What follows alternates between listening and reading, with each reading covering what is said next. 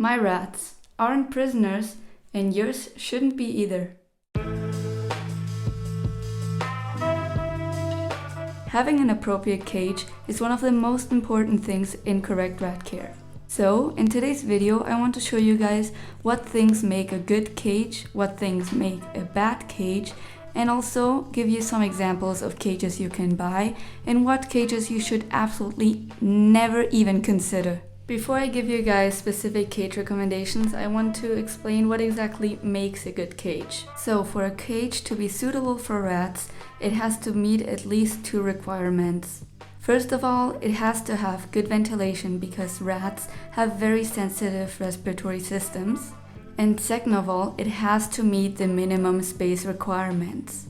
The cage should be at least 80 centimeters long, 50 centimeters deep, and 80 centimeters high. My first recommendation is the Midwest Deluxe Critter Nation cage. For rat owners based in Europe, I recommend the Savic Royal Suite 95. Another one would be the Ferplast Ferret Tower. Although it was made for ferrets, the bar spacing is small enough for rats to be able to live in there. And this one would be the smaller version of the Ferret Tower. The Savic Xeno 3 Empire is another cage on the smaller side that still meets the minimum requirements.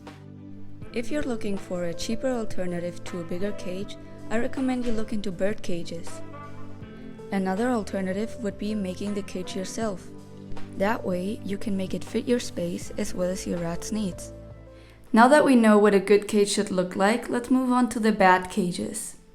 When the minimal dimensions aren't met, and there isn't enough ventilation, you have a bad cage on your hands. You know you're doing something wrong when the cage is smaller than the lunchbox you take to school. Don't forget, living isn't thriving. You can lock up a prisoner and give him food and water. Is he going to live? Of course. But is he thriving? No, of course he isn't. With that being said, my rats aren't prisoners, and yours shouldn't be either. I know you might be thinking, how come she's telling us that tanks are bad for rats, but then she also uses one herself?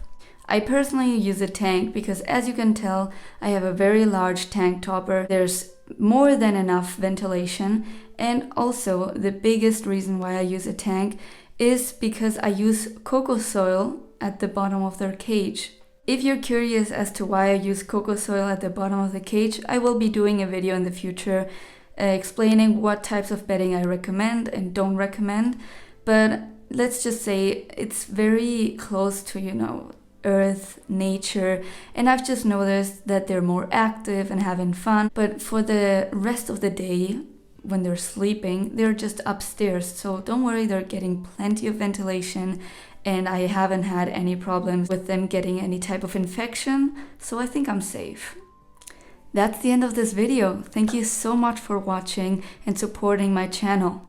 Like I said, if this is something that interests you, don't forget to subscribe.